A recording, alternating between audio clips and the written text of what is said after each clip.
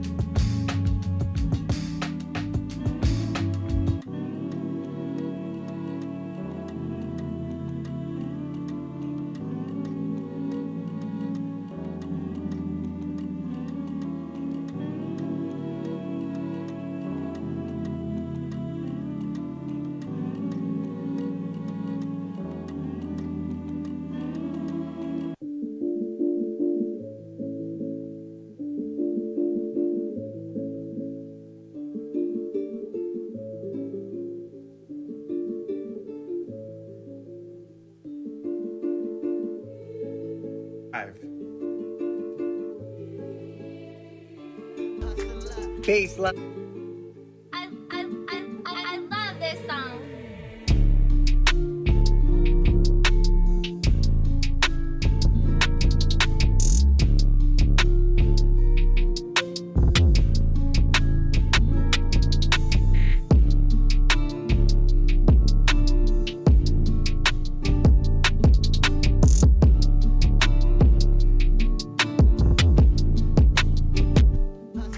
Baseline, Fisher Boy and Dougie B.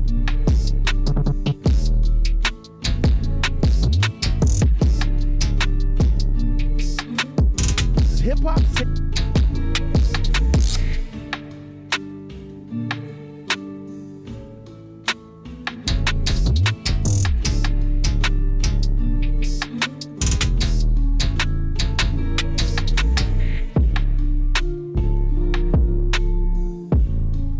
Yes.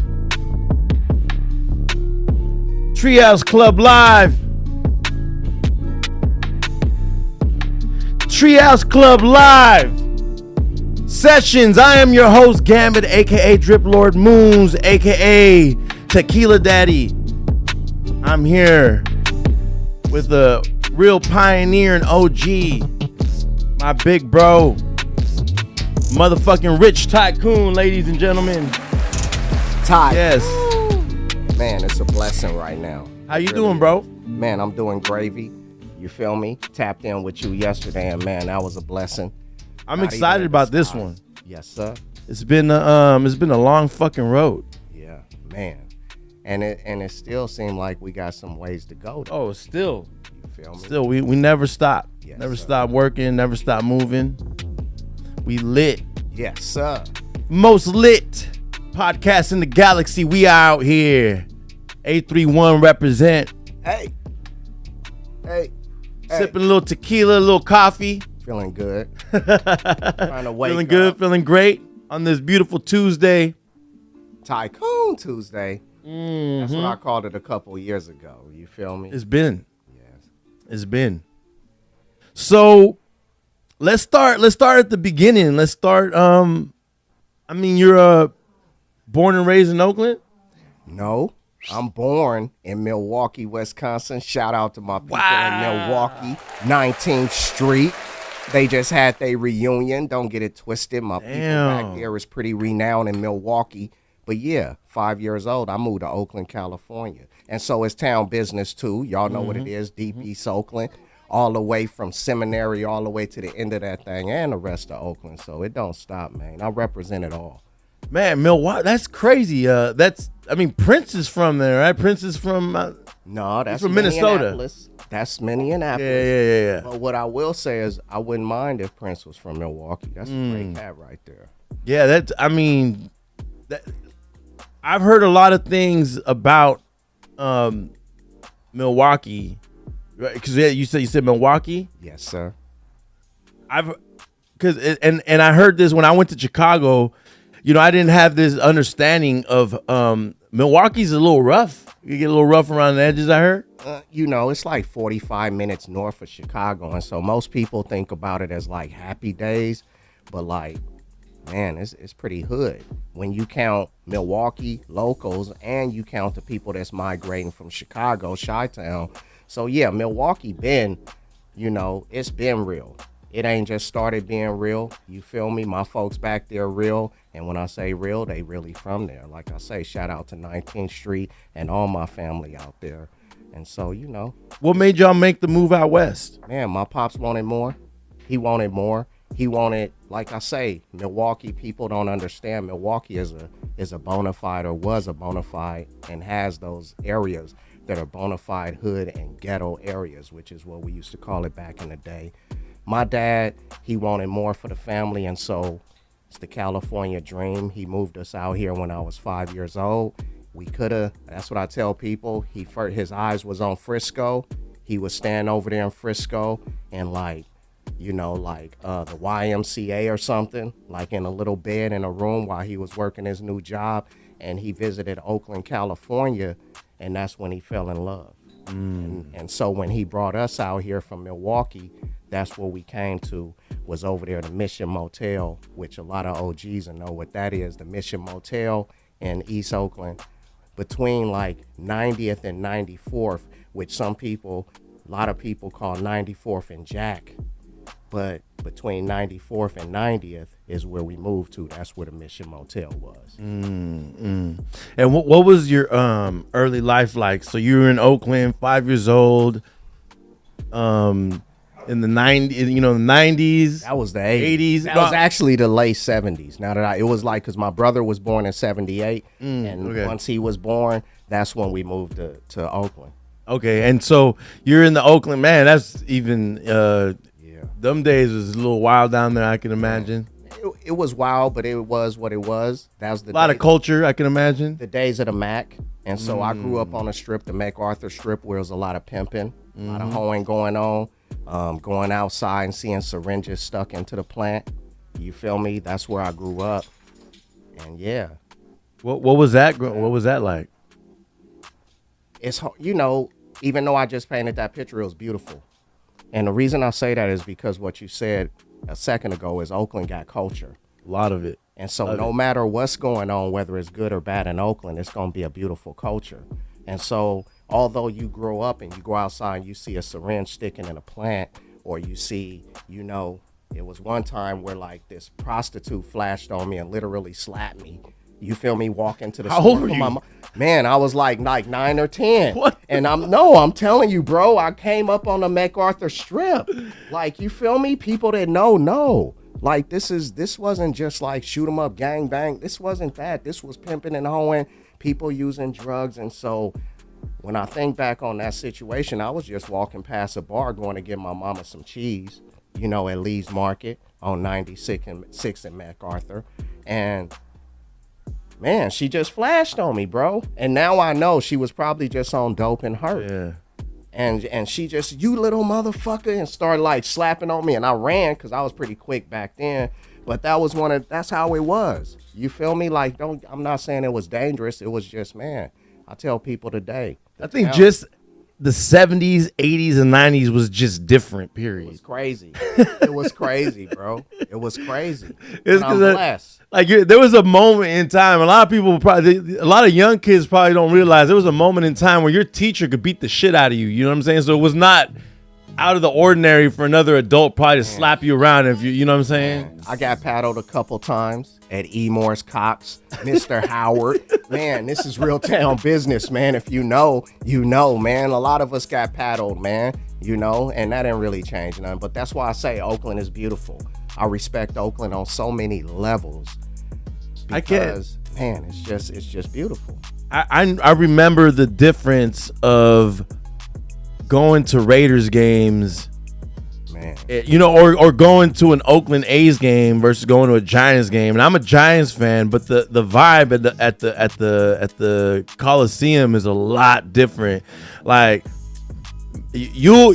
Oakland is one. I've had friends from out of state come and go with me to Raiders games and shit when there was in Oakland, and I just remember their reaction being like, "Yo, it's like a fucking party."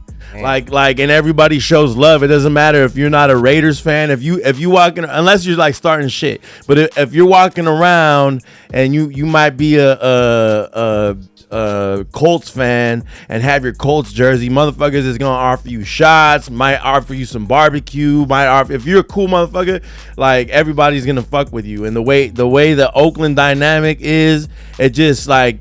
The Raiders games, I know for a fact the Raiders games will never be the same because there's a certain magic that happens in tailgating in the parking lot there at the Coliseum. Same with, I'm sure, the dynamic change for the Warriors from when they went to San Francisco is not the same as going to Roracle. It's definitely not the same. I'm gonna tell you, you talking to a dude who played Little League Baseball in Oakland, California, for the Joe Morgan A's, you know what I'm saying, for the Dave Kingman A's. What we used to do after the A's games is go sit out on the side of the Coliseum and wait for them dudes to come out to get autographs, man. I'm a true Raiders fan. I'm a true fan of any team that's from Oakland. What's really broke my heart lately is everybody leaving the town. Yeah. You know me? That's what really, and that's why I don't really, to be honest with you, and I know this ain't the popular opinion, but I really don't fuck with the Raiders no more.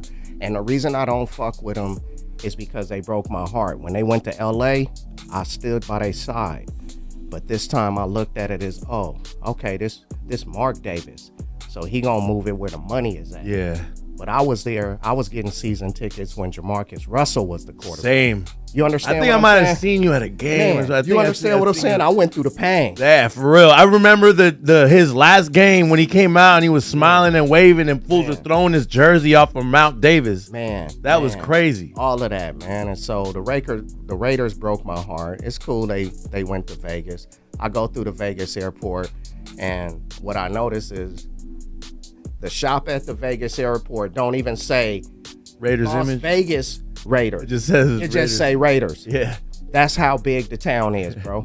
Yeah. Quit playing. They already know. I mean, I'm sure they like the merch even like I haven't got myself to buy a Las Vegas Raiders hat yet. I'm not gonna do it. What I will say though is I will support Al Davis and the old Raiders, and the reason I will is because a lot of people don't understand Al Davis was a pioneer when it came to having black quarterbacks and the whole nine. He really rocked with the town, and so it broke my heart when they moved to Vegas. Yeah, and it's people like my homie Plex Rock's uncle. What's his name? Dude with the white ass neck. His last name started with a P, but he was from Oakland and he was a player from Oakland. He played for the Raiders in the early 80s. Well, oh my God, bro! How come I can't think of his name? I used to have his jersey. I know. Was it Gene Upshaw? No. But that same era. Yeah, I know what era you talking about. I just can't remember the name.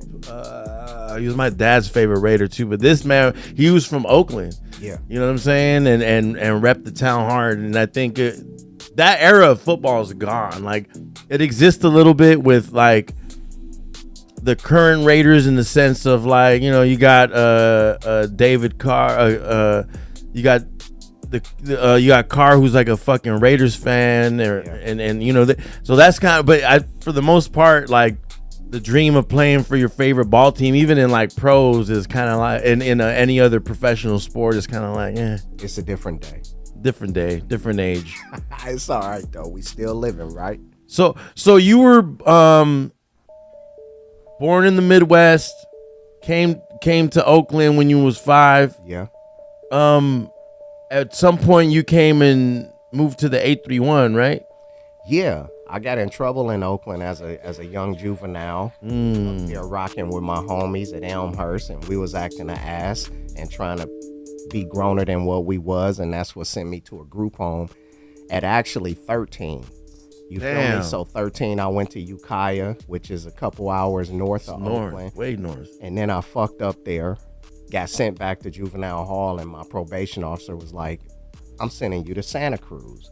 And that was when I was like 14, and that sent me on a whole nother 831 adventure. You know me? Yeah. As the beginning of something crazy. Oh, yeah. Some bittersweets and some real sweets, though. You know what I mean? Yeah. Yeah. So what, I mean, what's Mama Tycoon saying and all this, and Papa Tycoon? They little, he hot at you. What was that? What was the dynamic there? Man, I came up in a pretty strict house and ended up, gravitating towards the streets of Oakland. And if anybody out there know about the streets of Oakland, man, they gonna accept you anytime you come. Now, what happened when you get there, though, that's a whole nother, story. And so at the time when I went into group homes, like, I think, when I look back, it was a good time for me and my parents to go different ways. And so I was sent out on a adventure as well as a learning journey, and they continued their lives. And so, yeah, that's why I tell people at 13, I left home to the streets of Oakland, and then, ended up in the system. So it is what it is, man. Do you wish you would have done things differently at that time, or No. And the reason why is, and then, like I say, it's bittersweet. This is a long old story that I can't even get into on this podcast. But the reason I don't regret anything I did back then is because I needed to get away. That was the start of being who I was. So you're talking about you had to get away from the streets of Oakland. Nah, it wasn't even I needed to get away from my home. Oh, that's okay. Yeah. That's yeah. okay. It was problems at home and things that I wasn't in agreement with, and I was getting older, and my resources was becoming a little bit, more extensive. And so for me, it was like, it's time to leave, because it was a situation where I didn't appreciate, and that's what led me to leaving home at 13. So yeah. So you kind of made the you would say that you kind of weren't, you're not tripping. My cousins did something similar. Yeah. Like my uncle essentially told him, like, you don't stop acting up, I'm gonna put you in a group home. He's like, put me in a group home. Nah, my parents was more like, or my pops was more like, your ass is going to jail if you gonna act like, at that point it was my sister. I got an older sister. You feel me? That wasn't acting right too. And they sent her back to Milwaukee. And so by the time it came to me, which I'm 4 years younger than my, my older sister. And so by the time it got to me, that was what was being said to me, is we not sending your ass back to Milwaukee. Your ass is going to jail. And so, like I said, I came up in a kind of a rough household. I'm going to tell you one thing, though. My parents gave me everything I needed as far as a roof over my head, my food and all of that. But I just felt like it was too rough for me. And so that's what led me to leaving, you know what I'm saying, to the streets of Oakland, and getting in trouble in the streets, is what led me to the system. Do you think, I feel like there's a bigger, the way that parents look at it now is they realize that maybe kids, they need a roof over their head, they need things like water, food, water, all that things. But I think that a lot of parents, due to what they were going through in the past, didn't have the idea of, these kids need like a lot of love and nourishment. Man, bingo. And that's so whatever they're going through in life, I don't think they realize of the trauma that they might have put their kids through, And at the same time, that's why I love my parents today with all my heart. Because to be honest with you, I realized they struggled back then. My parents are both black, and so they were struggling to just keep the jobs and this, that, or the other. And what I realized about that generation is that generation didn't have PSAs. they didn't tell that generation how to move about life and how to deal with, whether it was kids, whether to deal with substance abuse, whether to deal with whatever the issue is. And so I don't really like, it's way past me holding a grudge. It's just part of my story. And every now and again it pop up. But I'd be remiss if I didn't really tell people how, you feel me, how I really got to the streets was leaving home at 13 years old. So you and your parents obviously have like a better relationship now. Way better. I love the hell out of my parents. I loved them back then. We didn't understand each other. I was going a different direction, and you got to understand, this was the crack era, bro. The height of the crack era. And they was we was from Milwaukee, and they was trying to protect everything that they felt they had dominion over. And I was one of those things, but I wanted to go a different direction, and the way that, the way that it was getting pushed upon me, I didn't appreciate, and so I left home. That's deep. But it's nothing but love. Yeah. For myself and my parents. That's good. So going now, so you were in Milwaukee, came to the town, parents, due to the system, you got put in a group home. Due to my behavior. Due to your behavior, you got put in the system is what I meant to say. We're going to take full responsibility, right? Hey. Treehouse dog's going crazy right now. They all right with me. They barking because they hear real talk up in here. Anyways, so boom, you're in a group home. What's that like? Because, I mean, you were in there at 13 and you got kids that are older, right? You got different. Like I say, I came from Oakland, California. And if you know anything about Oakland, California and any institutions, like we not necessarily getting in where we fitting in. We gonna do what we do. You get what I'm saying? And that's one thing the town taught me. And so the answer to that is, as I ventured out into group homes and started getting to know people, like, man, most times it was love. But the town taught me when it wasn't love, like, handle business. And so that was kind of like a struggle for me early days in a group home, because I went up there with more of a violent mind state. And they was aggressive from the streets. Bingo.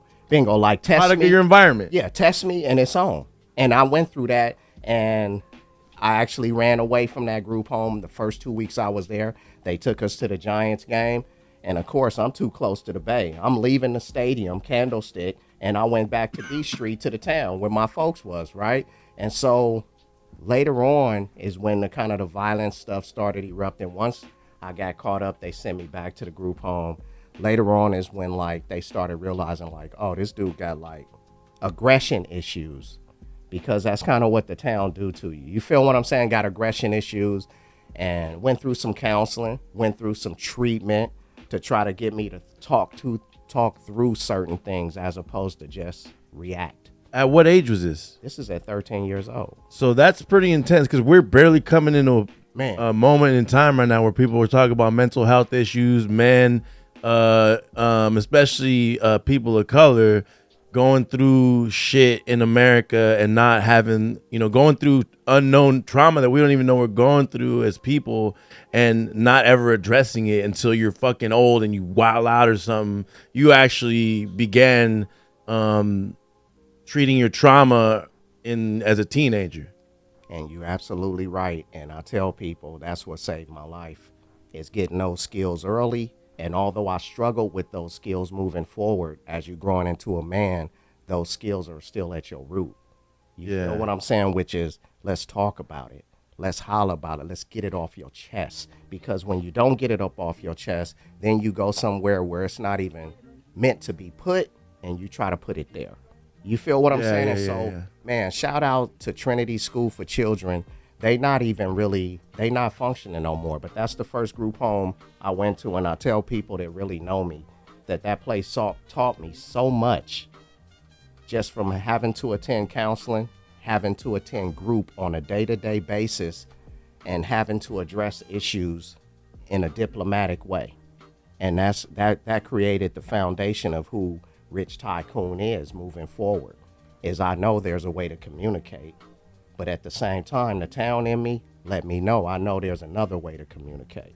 You feel me?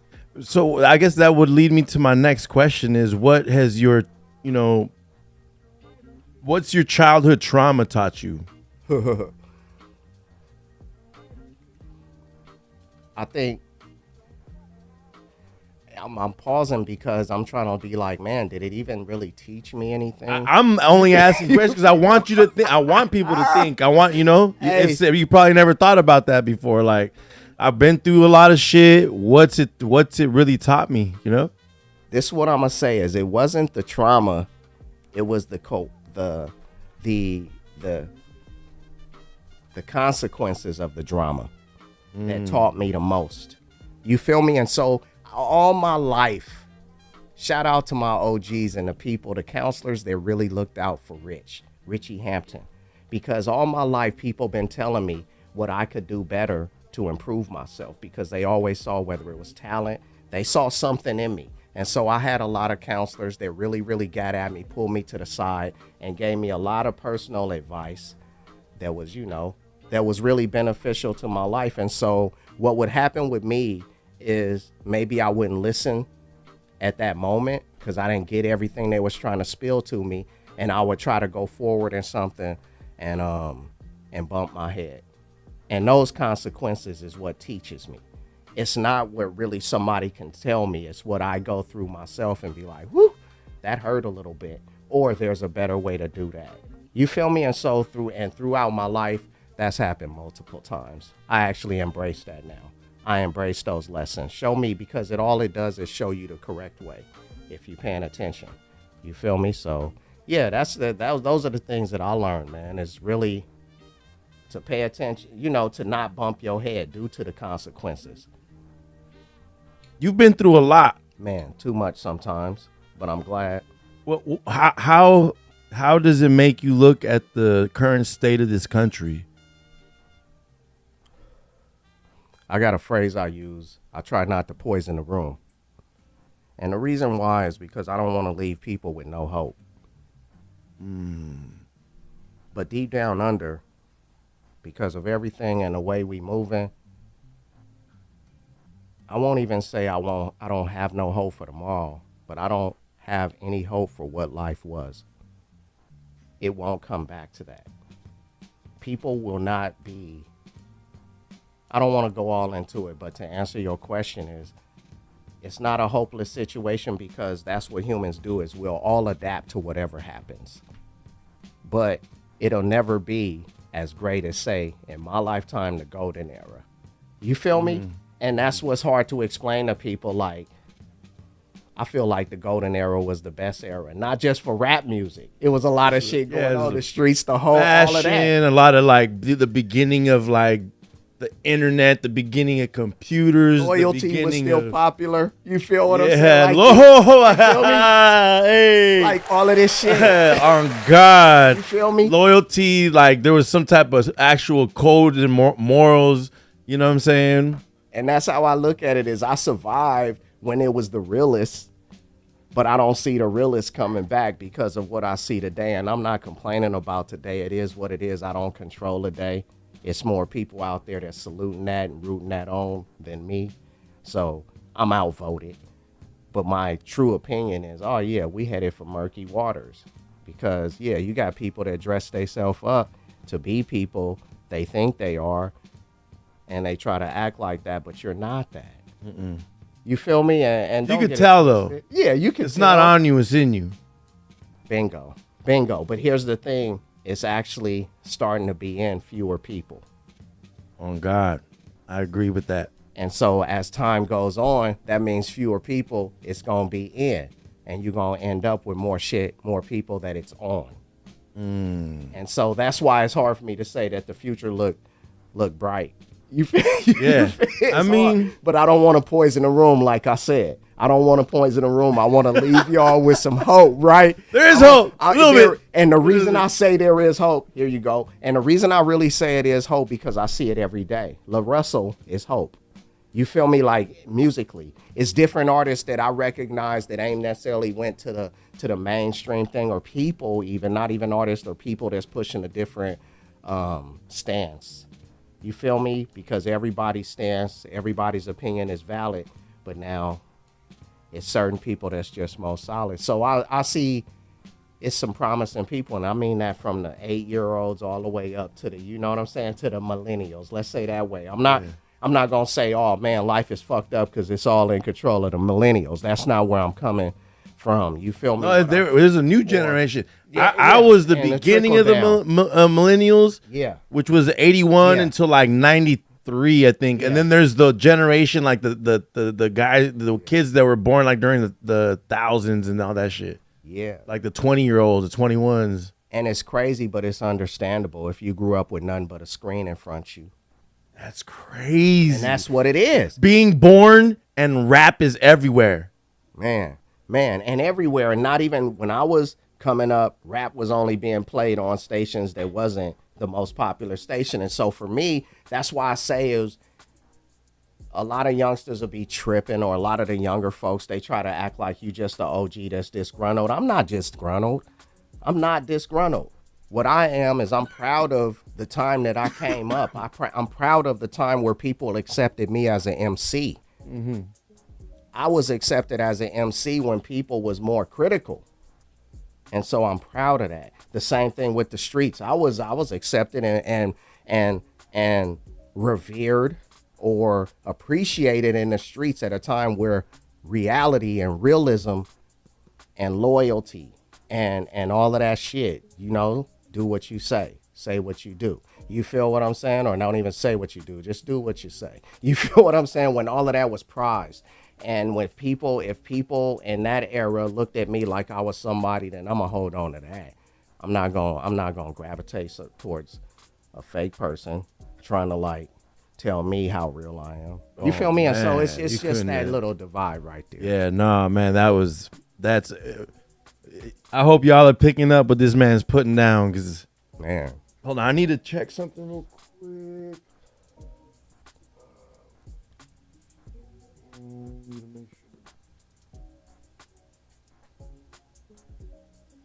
Check.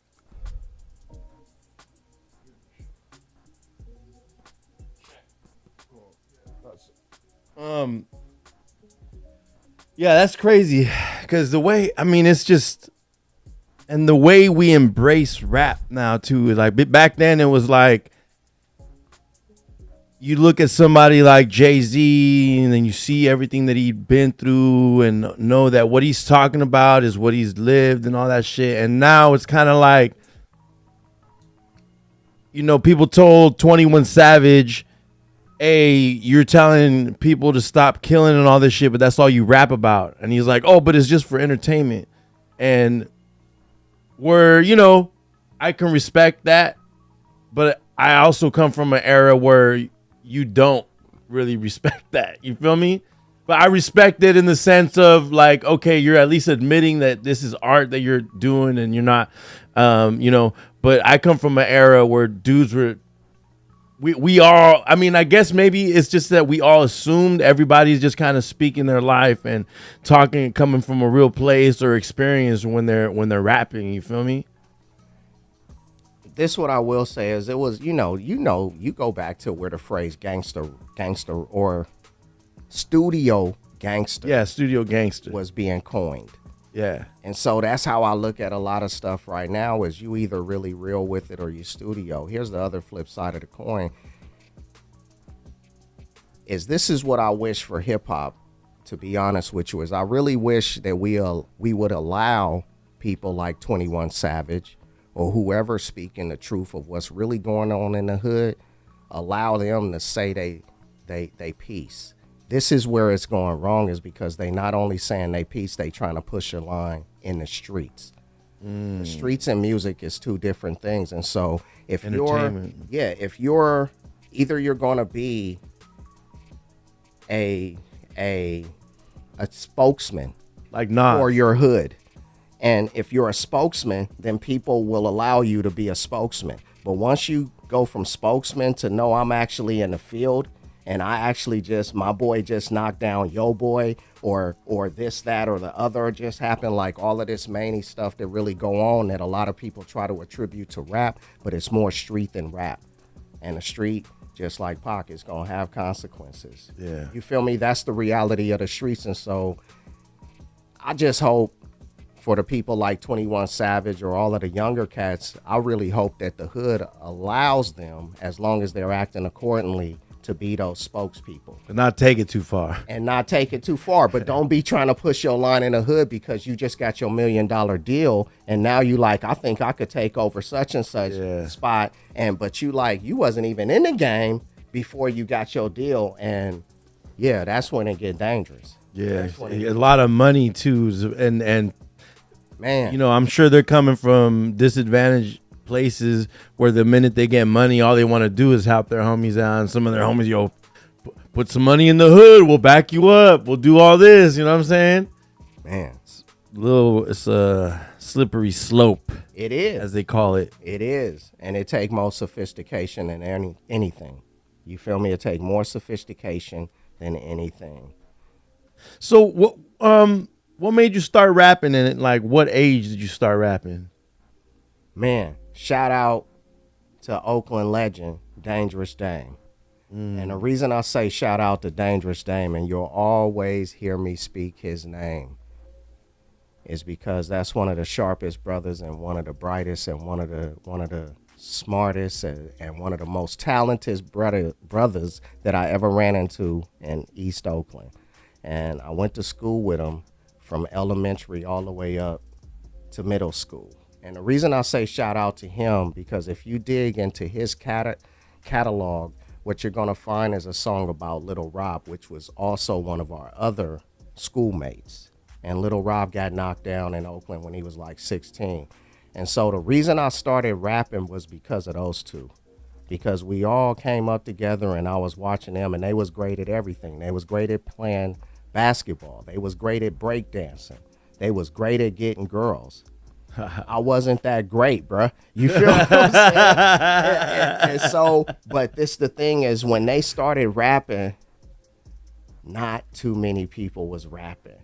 And I wasn't the best break dancer. And so I decided to start rapping. And what I did is my dad used to have me working at the flea market. I went to the flea market and I literally found this book of nursery rhymes.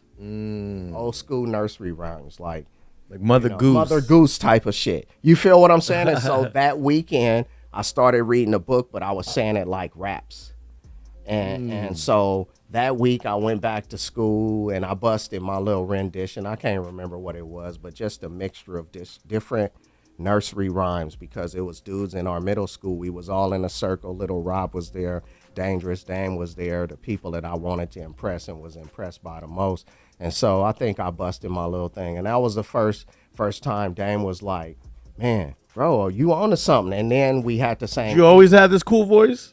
Hey, you got the rap voice. Hey, you got a voice for it. Hey, this is my calm voice. It get high. Definitely, and I feel like you need to get into potting or radio, because you got a voice that's like recognizable and shit. Hey, maybe that's in the future. But this is what I'm gonna say. So Dame them, they like, man, they inspired me to even try it. And then once I tried it, and it wasn't even the notoriety or the approval of the other people, it was really the approval of Dangerous Dame and Little Rob, that they was like, Rich, because like I say, we shot hoop, like these is my boys. And so they was like, okay, we see what you're doing, because I think Dame big brother was like DJ, like he had older brothers that was in it in a certain way. And it just, I can't even remember who was making his beats, but the point is watching them. And then I had English class with Dame.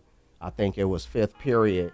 And that's what it was, is I was writing something and then I spit it to him like just on some solo hype, and he was impressed. And man, that's really where it started. And like I say, I like to include Dangerous Dame, because what I just told, you in this podcast is actually bigger than Rich Tycoon, or AKA Filthy Rich. You feel me? Dangerous Dame is one of the most phenomenal artists that ever was born and raised in Oakland, California. And if you drive up in Oakland right now, somewhere in the 80s, you feel me? Unfortunately, Dame is like, halfway up out of his mind and sitting at the liquor store. But every time I see Dame, it's nothing but inspiration, man. You know what I'm saying? So shout out to Dangerous Dame, and that's why I started rapping, was to get the approval from them and some girls, and to be bigger than a breakdance. So you were a teenager at this time. I must have been like maybe fresh at 13, because about 13 and a half, that's when I ended up in juvie, a little bit after that. So at what point, because, you know, for folks that don't know, this man here actually had a radio smash by the name, the song was called Drop Top, featuring a rapper from Seattle who was signed to... He was signed to Rap a Lot, Sir Mix-a-Lot. Rhyme Cartel, my bad, not Rap a Lot. That's Jay Prince. Rhyme Cartel, Sir Mix-a-Lot. So how did you and E-Dog link up? Man, they go back to those group homes. You feel me? Down here in the 831. And you feel me? I started rapping so young. I started rapping so young that by the time I got in trouble and ended up in the 831, to be honest with you, it wasn't enough. I just continued doing me. You feel me? Which meant rapping, playing sports, and being this young kid from Oakland, California. You feel me? Via Milwaukee, you know, because Oakland was a hell of an influence on me, and that's where the music and all of that came into play. So being down here in the 831 in a city called Castroville, shout out to everybody in Castroville. Artichoke the City. Artichoke capital of the world. You know who the first Artichoke Queen was? Marilyn Monroe. Come on, bro. Don't Absolutely. be trying to trivia me over on this podcast, man. Come on, man. I told you, I'll be spitting this real. This is not no studio gangster shit. We gotta get a second one for that one, because that was a good one. Don't quiz me, man. Yeah, Marilyn Monroe. You feel me? So I was in a group home out there and going to high school out there for about a year and a half, and my partner Mike and Peter Moore ended up moving up to Seattle, and Mike was like his buddy, and I became good buddies with Mike. And so when Pete moved up to Seattle, he moved into some apartments to where a few people from Mix-a-Lot's posse was living. And through word of mouth, because I was the homeboy, like I say, I brought all of me with me, so I was still constantly writing and rapping and doing a couple shows in Castroville with my DJ down there, you feel me? And so when Pete moved up to Seattle, he mentioned me, and then I was actually at the jail farm in Santa Cruz, or Watsonville Jail Farm, Santa Cruz County Jail Farm. I was out there. Mike came to visit me. He said, man, Pete moved up to Washington, and he knows some cats that fuck with Mix-a-Lot. This is Mossy Mike. Mossy Mike. And man, shout out to Mossy Mike. Yeah, and so you got to understand, this is fresh off of Baby Got Back. Mix is like the hottest cat in the nation as far as mainstream rap. You feel what I'm saying? This is fresh off of Baby Got Back. Mix-a-Lot kind of chilling, trying to figure out his next move. And so it was a little bit of time before I went up there, and I actually went up there because I was on the run. I got out of jail, fucked up. You know, violation of probation is out there floating in the air. And so I decided I'm finna go on the run and be up in Seattle. And that's when I ran in, I finally met E-Dog, and he had heard a couple of my demos, which I recorded with Cut Master Kurt, Santa Cruz music legend, and went on to do great things. And so he had already heard my music, and by the time we connected that day, it was like, man, let's get some work done. Fast forward a week or so, and we ended up in the studio in Mix's house, and that's when Drop Top was made. You know, shout out to the producer, you genius too. You feel me? Damn. And how did you guys get it to become like a smash hit? Like I said, to be honest, like at the time I didn't really understand.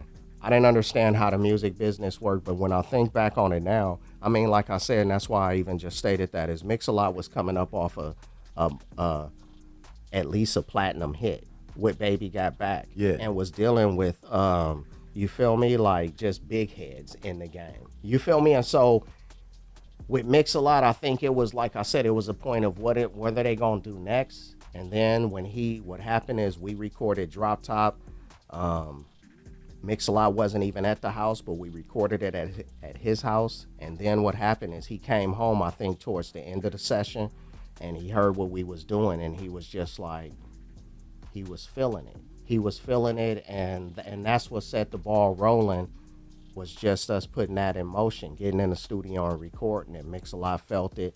And so, yeah, man, he was messing with Rick Rubin back in the day. Damn, legend. You know what I'm saying? And so for him to push a record through, it wasn't really a problem. It was just a matter of the right record. And so that's how all of that happened, is we was connected with legends, that forefathers.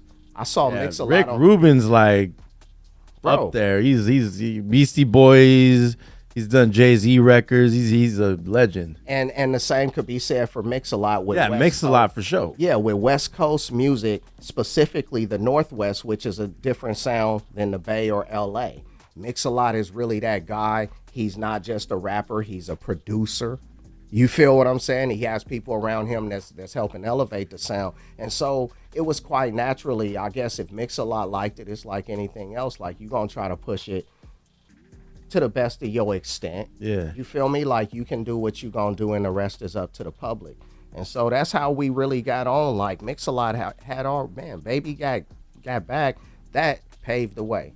You feel me? So that's how they got it on BET. That's how I think we was on MTV. You feel me? Not MTV 2, but MTV 1.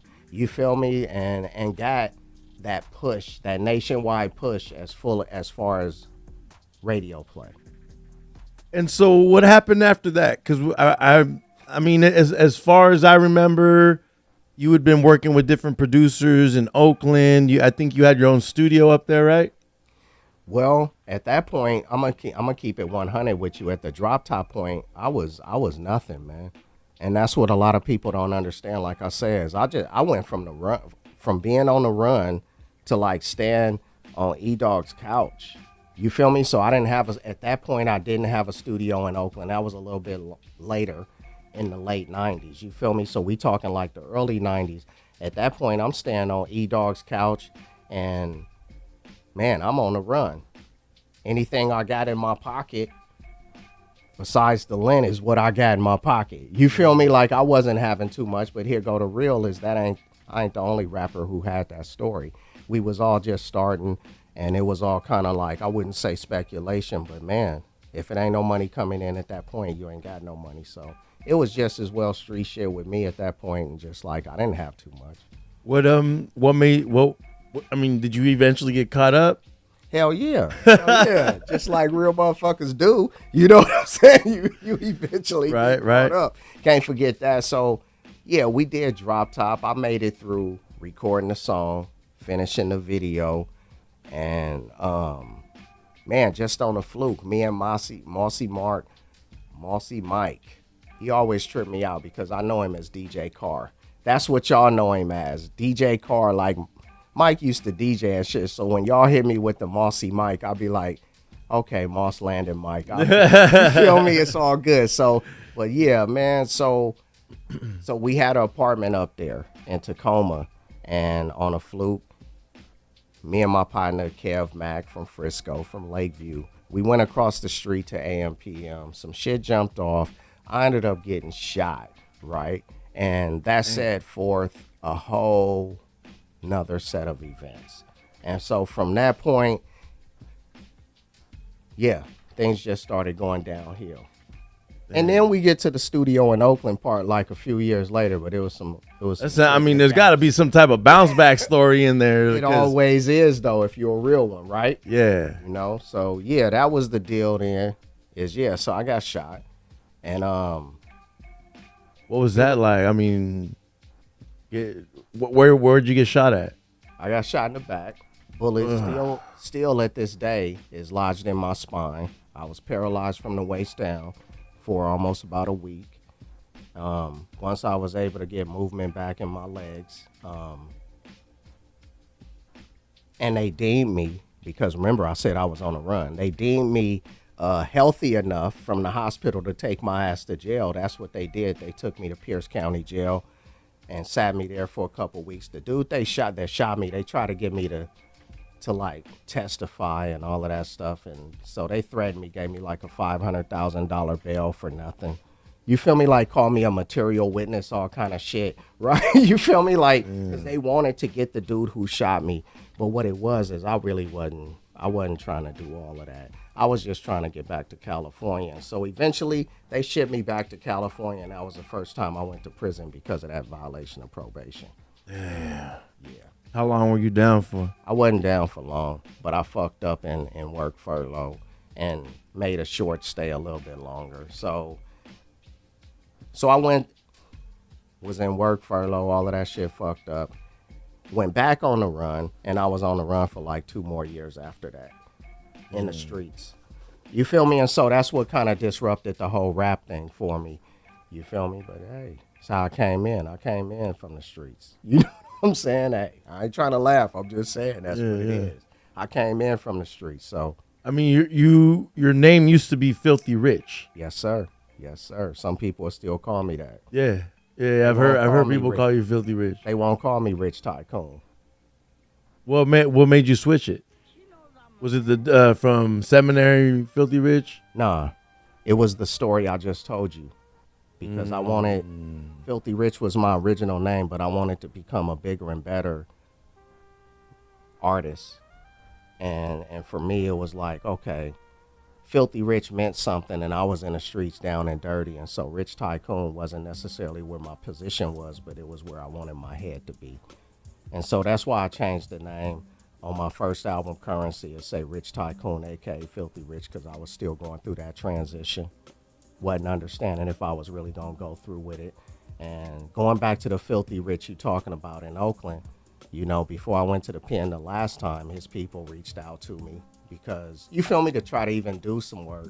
That didn't necessarily happen. Actually, we do got a track with my boy Prince Lefty. But the whole point is, so it's less to do with him as it was to just really do with me trying to be a bigger and a better Filthy Rich. So when did you get the studio in Oakland? That was so once I did come back from being on the run, because once what happened is there was some shit that popped off in Santa Cruz that sent me back to the pen a couple of years later. And so that's how I was able to go back into the system, clear all of my warrants. And that just really, like, in my life, really, to be honest with you, it started a whole nother journey. You feel what I'm saying? Like a whole nother struggle. Yep. Because now you're like, okay, now I ain't got no warrants. I'm out here. So that's when I had the studio in Oakland, because as opposed to at the time, I was actually staying in Santa Cruz. And then so when I came home, I actually was back in the town in Brookfield. And so that's where I had my studio, was in Brookfield. And yeah, man, we was up there, and it wasn't what it is today, but it was good times. We had a little studio at the house. Prince Lefty used to come through there. My boy Caprice, you feel me? Caprice in the street. Shout out to him from Brookfield and Oakland. Like, it was, you know, you run into certain people, and here's the thing is, like I say, I wasn't done with the system. I ended up going back and forth a couple times, whether it's violation, this, that, or the other. But because of that studio, even some of the people who wasn't even there when they kind of was like coming through the studio, you know, we had some pretty, it was an early time in a lot of people's careers to where they actually came through that little studio because it was starting out.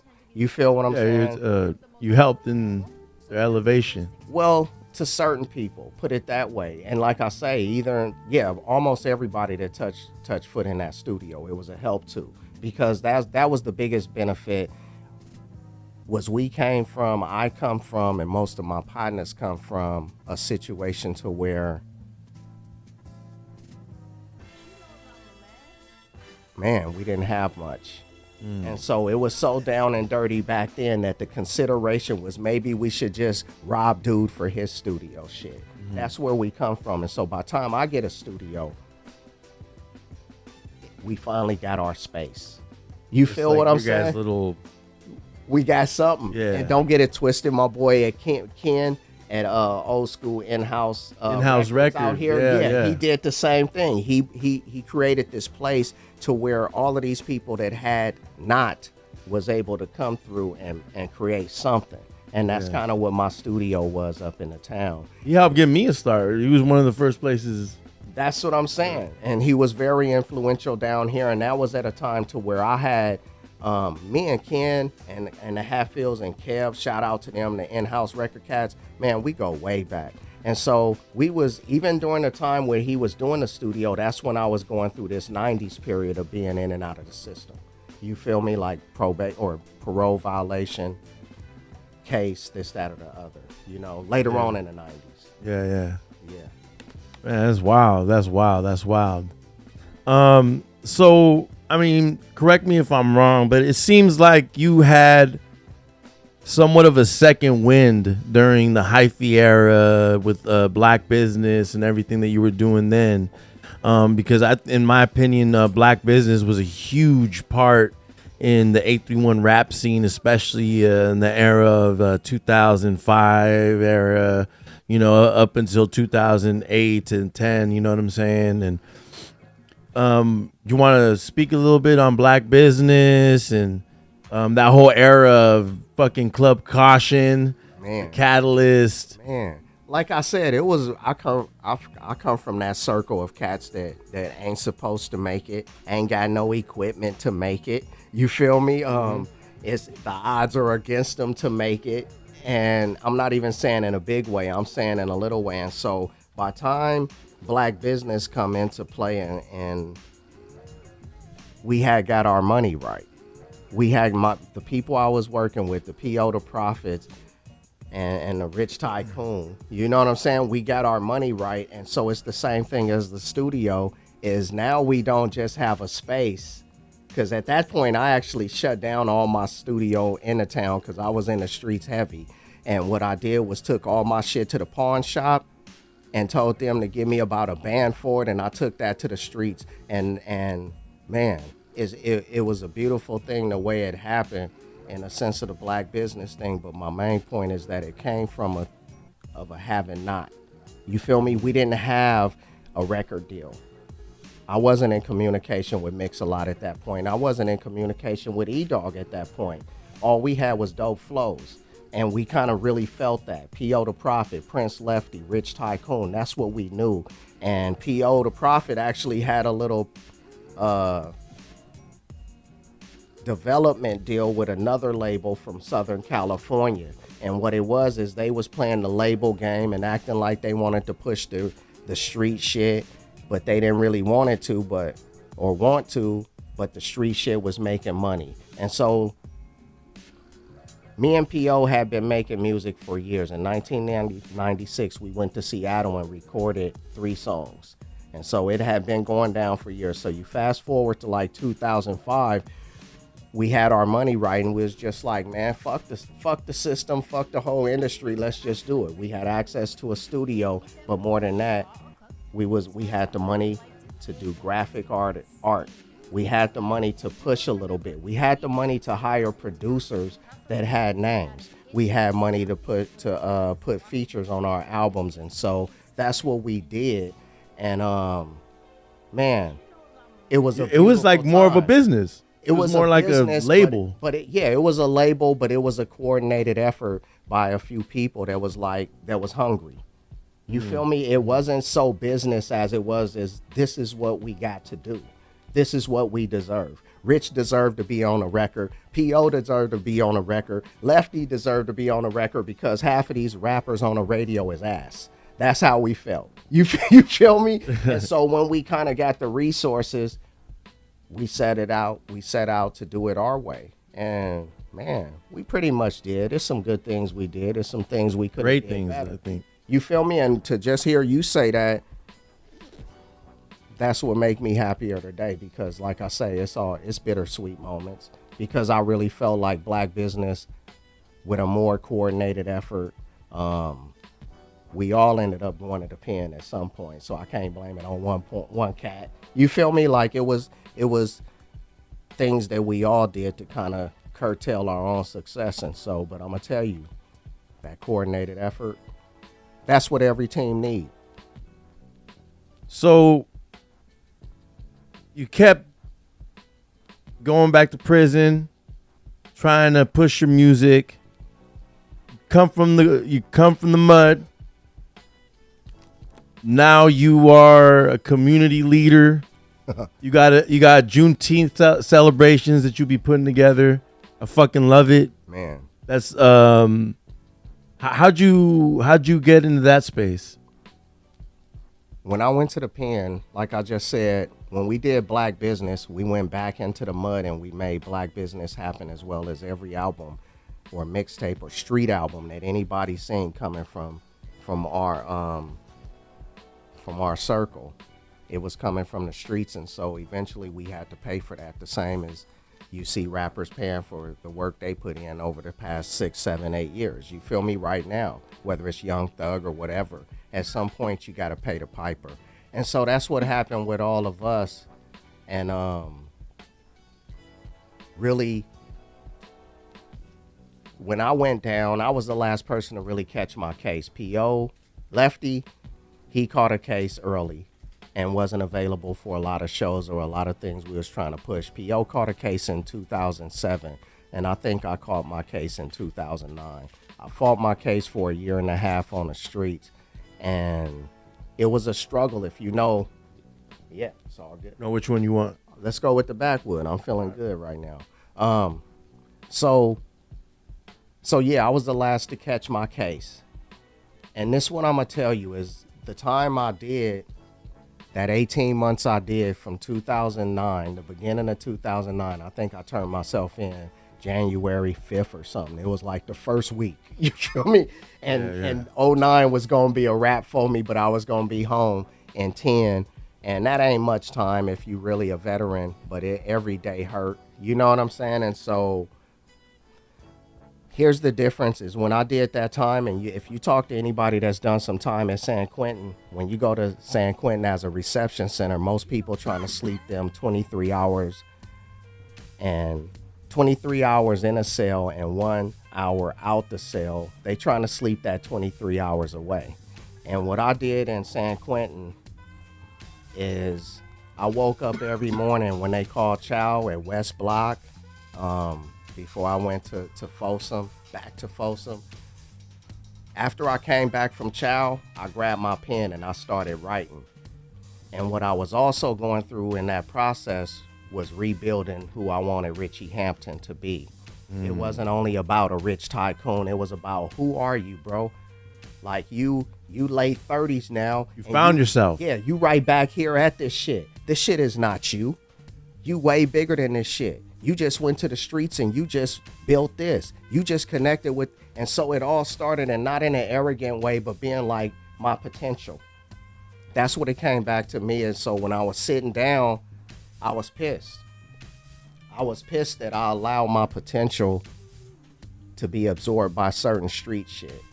You feel me? That I should have been sharp enough to go around or whatever. But you feel me? But the whole point is, how I get to that point is sitting in jail and being like, I'll be damned if I just went to the streets for 5 years straight and sat in the motherfucking mud and this is all I get for it. That's how I really felt. Yeah.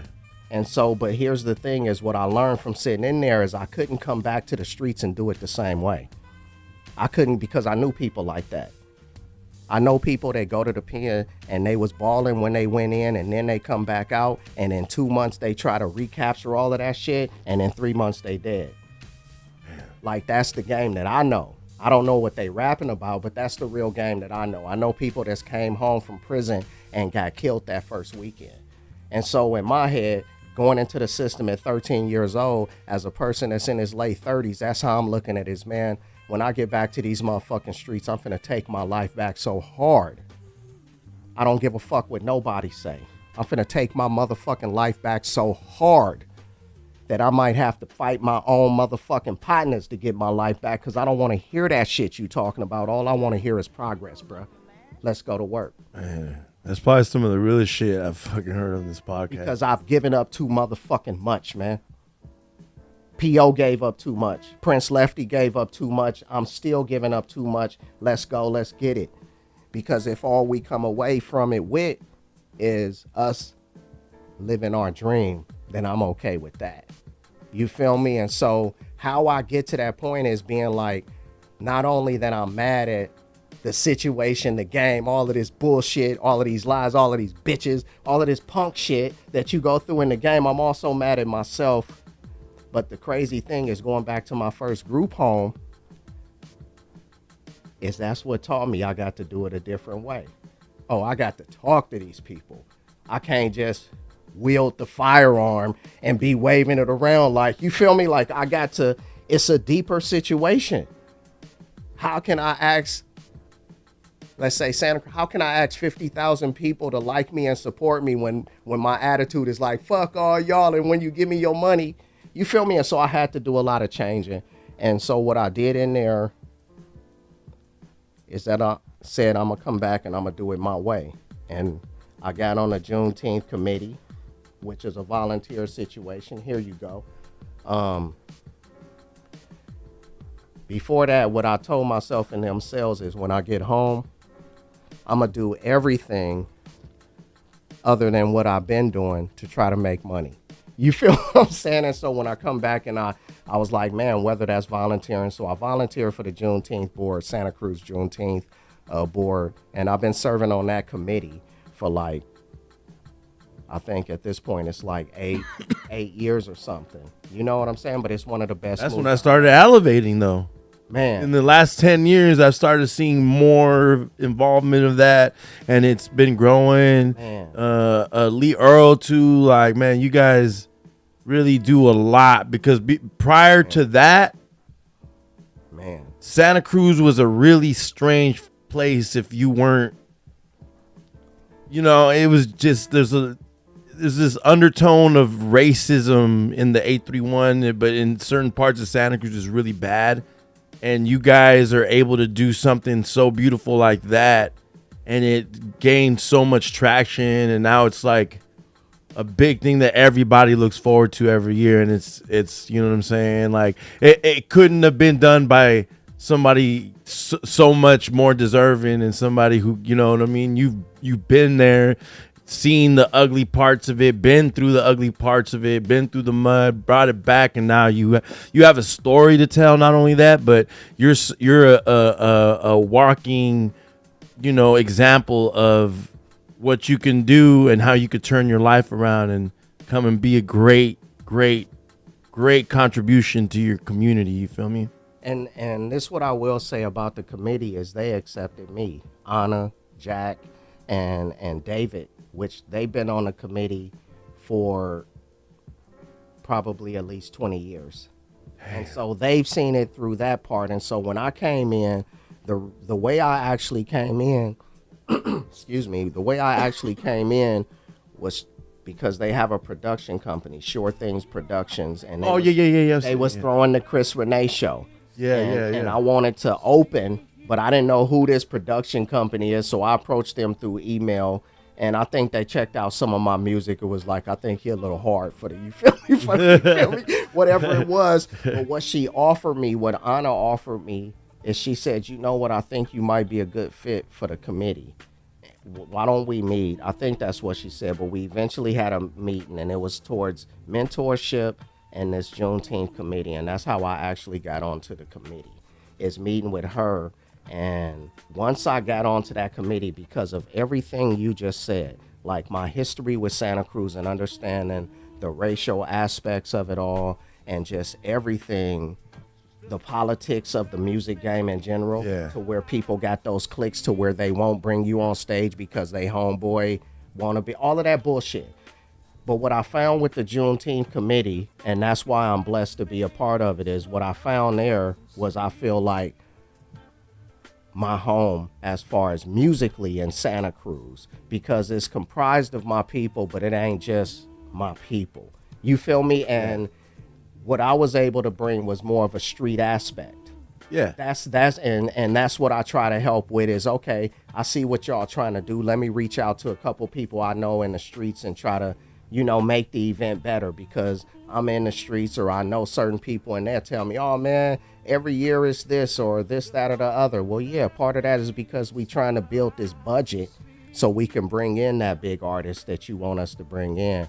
But yeah, that's how I got in, man, and it's been a blessing. It's been a blessing to be serving on that committee. And then once they made Juneteenth a national holiday, more people are becoming part of the committee. Yep. And so it's like, man, it's really becoming this whole community thing that at this point, it's kind of like we got to do less work because it's more of us pushing. You feel me? Which makes it easier on each person, but the result is much bigger. You feel me? Well, I gotta commend you, bro. Big vibes, big love for that one, because you've definitely helped make a change in your community, and I really fuck with it. I absolutely, as a friend and somebody who's been there and seen you through your growth. It's like definitely seems like your final form. And it's super dope to see, bro. It's very exciting to see your growth, bro. I'm going to tell you this, though. That's how I think the struggle is, because, at least for me, is because you want to grow, but you ain't no different than the cat that ain't grew as much as you. You feel what I'm saying? That's sitting in that same position. And so that's the struggle is, man, sometimes you want to revert back to being the fool. Because being the fool and being just acting an ass is the easier route to go.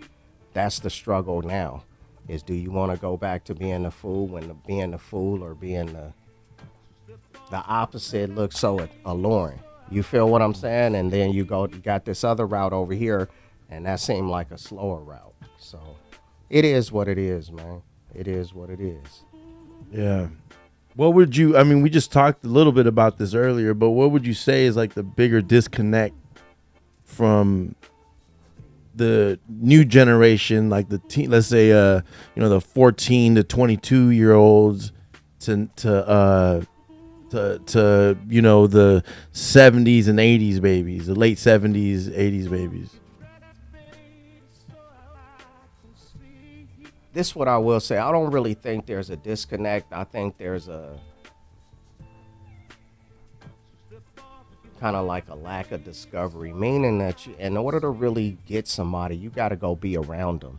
So you can't be on the internet and see somebody post something and be like, fuck all of them people. You feel what I'm saying? You got to go be around them people. And if you still feel the same, you're like, man, yeah, fuck all of these people. You feel like you got to get the first-hand knowledge, though. You can't just be on the bullshit. And so what I try to do, and not even try to do, to be honest with you, what it is rap is generally like a younger sport. Even though you might be an older rapper, the people that's attending the shows and making up the population at the shows, the demographic, are generally younger. You feel me? And so that's what's brought me in contact with some of the youngsters. And then watching some of the music they making and not being so hella critical on it. Yeah. Just taking it for what it is. Like, I'm not going to compare you to Rakim, bro. You feel? Yeah. That's what I've learned to do, and it's actually dope because it opens your mind to other music, and you're like, you can appreciate shit. The way I always compare it is like a dope ass mural that everybody's been contributing to, and we all fucking love the mural. You know what I'm saying? Because the mural has Rakim and Method Man and Raekwon and Jay-Z and Nas on it. But guess what? It still has the Young Thugs, the Lil Pumps, the Lil Uzi Vert. And yeah, you might not like how this guy painted this little tree over here, but check it out. This whole fucking mural is dope as fuck. And it's been being built since the fucking 80s. They've been painting this mural, and I fucking love it because it's helped my life. It's affected my life. It's taught me so much, and there's no way I love hip hop so much. I fucking want to consume everything. I want to learn. I want to learn more. If I hear something and I don't get it, I listen to it more to try and find. Until I find something, I might find a song by an artist and be like, oh, actually, I can see why people fuck with this. And that's what you got to search for. That's why I go to other people's shows. Because if your name is popping, my first thought as an artist is I want to go see why. Yeah.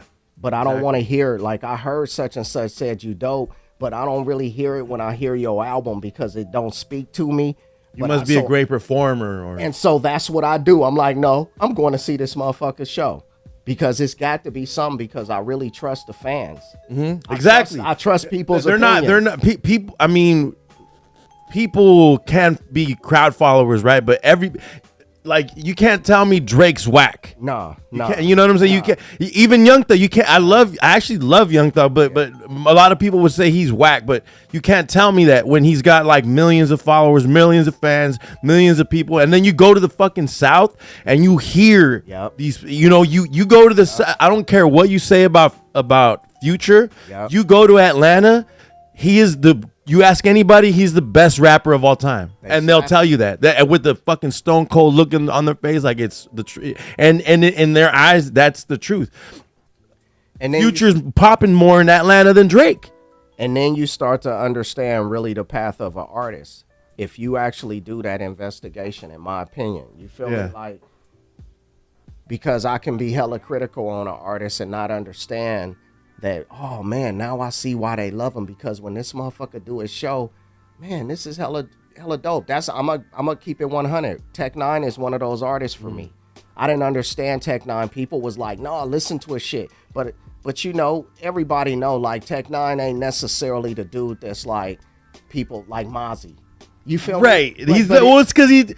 But it's the thing. Most people, it's like. If you appreciate you can't appreciate like people on the fence. You're either a gangster rapper, a fast lyrical rapper, or I think Twista was like the closest to that, but he was still very street with it, and you could understand what he's saying for real. This fool Tech Nine painting your face, fucking doing all that dancing weird shit is different. It's different. And so the thing is, so I'm listening to the CD and I'm like, I mean, this is theatrical, right? This is theatrical as an artist, and me really listening, being like, okay, this is dope. I see, this dude is deeper than this. Is not the baseline theatrical though. This is like, this dude is performing on this record. Yeah. What it is he's not talking about the liquor store. He ain't talking about smoking a blunt or the things that I'm necessarily into. So it ain't reaching my soul. But here's the thing. So then one day I go see Tech Nine at the Catalyst, right? And when I see his live show, I'm like, this motherfucker the greatest artist I ever seen. You feel me? Because that's the difference. It's not necessarily meant to speak to everybody, but if you see it in person, you're a performer though. So you're a performer though, so you can see how he's having fun, and you can relate to that part of his music. You see where his success comes from is people that love to listen. But as far as his stage show, I don't care who you are, you're going to appreciate that, or I don't know what the fuck you looking at. Yeah, you feel what I'm saying? Jay-Z even said that that's the only guy. He's scared to go after his Tech Nine. Man, Jay-Z said that boy is a beast. That boy is a beast. Crazy. You ain't got to bump nobody to really, really respect their craft and be like, no, I'm more of a fan of the individual than I am of the music. And that man literally went platinum in the streets, sold millions of units in the streets. Bingo, was part of the regime. The Yuck Mouth regime. He was part of the regime. Yeah. And so to rise above the people that's trying to put you on back then, like, I understand the history, like what he's been able to accomplish is great. Right now, my headquarters is in Lincoln, Nebraska. And so here's the thing, being in the Midwest, like if you go to the underground shows out there, that's what you're going to see. You're going to see juggalos. Many Tech Nines. You feel what I'm saying? Like juggalo type music. And that's how much influence he has. And then when you count that this dude can come to the West Coast and still pack these shows, that's how far his essence travels. It's a beautiful thing. So, what would you say is your favorite, recording the music or performing it? It used to be recording it, but what happened with me is like in 2018, I started falling more in love with performing. And the reason why is because I had been recording, like, man, I ain't gonna lie, and I'm not putting a 10 on a 2. Like, bro, we could sit in this studio tonight and go for 12 hours and I'll knock out an EP fast. It's nothing. Yeah. But what it is when you do that, when you record so much, at some point, it's like smoking a blunt. It's like, this weed was cool, but now I need to get higher. Yeah. And that's what the stage started doing for me. Once I started getting comfortable with it, started figuring out who Rich Tycoon was, and delivering that authentically to the audience and receiving the love back. And that's why I'd say back in the day it was recording, but now, man, I'm in love with being on the stage and that whole process of getting better and bringing people into your world. We talked earlier about the golden era, and what would you say was your favorite rap moment as far as your career? Like, damn, I am in right now is my favorite rap moment. You know, like looking back, like that was my peak rap moment that I had the most fun and I enjoyed the most. The 90s, huh? It was a lot of heartache in the 90s for me, man. I ain't gonna lie. Like, even up to like 99, you feel me? I spent like New Year's Eve 2000 in Vacaville prison. You feel me? But so, and the reason I bring that up is because as soon as you started that question, I had to revert back to Drop Top.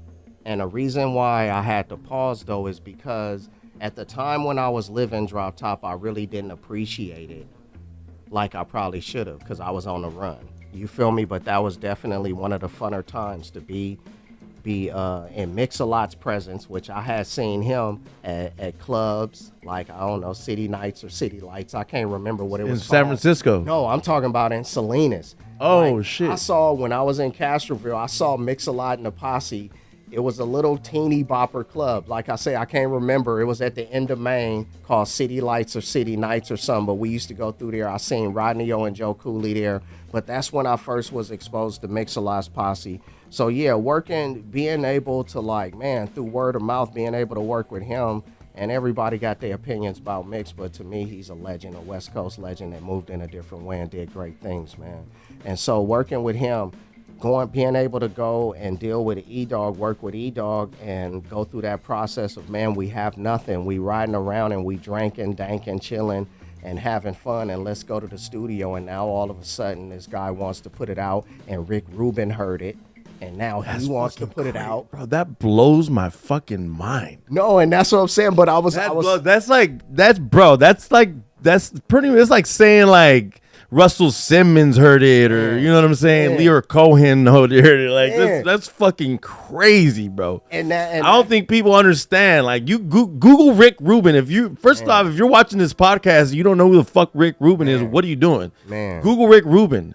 That's fucking legendary, bro. And if you a true MC, and this is what I'm gonna say is, I started writing raps in the 80s, man. So I'm a true MC that really, really loved the sport. And so just what Ghambit just said about it being Rick Rubin, like, if you never really collect hella checks in the music game, the fact that Rick Rubin heard your voice and you like, that's man, he accepted it. Yeah. You feel what I'm saying? Because he fucked with the Beastie Boys and was responsible for part of Run DMC and all of that. All right, so the newer hits, I guess that we could say the biggest smash, I think, would be like 99 Problems by Jay-Z. That's the one where they would recognize Rick Rubin. Yeah, probably the newer generation would be like, okay, 99 Problems, but a bitch ain't one. That's Rick Rubin who produced that. The dude with the big beard, beard in the video. He's always doing crazy interviews. Yeah.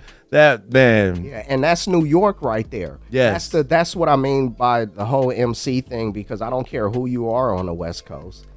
You pretty much heard New York rapping first. You feel me? And so a lot of us out here set out because we saw them doing what they was doing. And we was like, okay, we gonna do it our way and our whole street gangster way. But man, those Rick Rubin, these are the dudes who created this shit.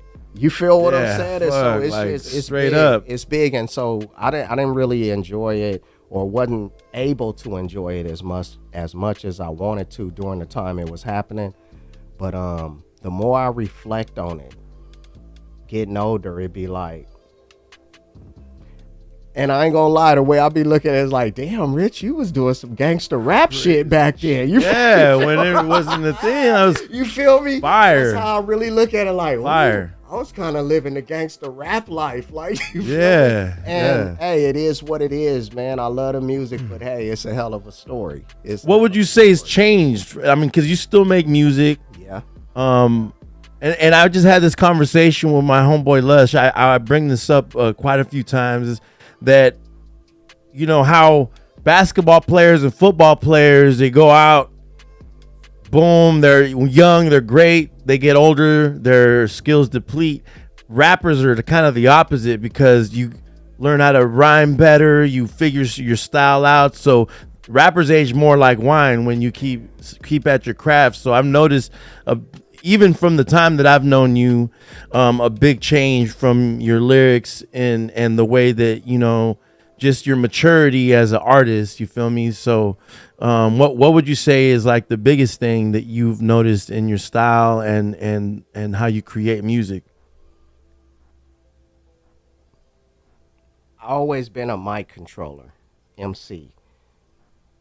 And what I try to do now, because of the black business situation, I'm real careful as a leader, as a person that's an MC, that's a mic controller, to where I'm guiding these people that's listening. You feel me? And so if I got better, it's definitely because I know this for a fact in my heart. I put in the work. I've gotten a lot more precise. But I think the bigger thing that I'm more proud of is where I'm trying to take people. So it could be the worst song in the world where I'm talking about doing the worst things, but I'm still trying to take you to glory.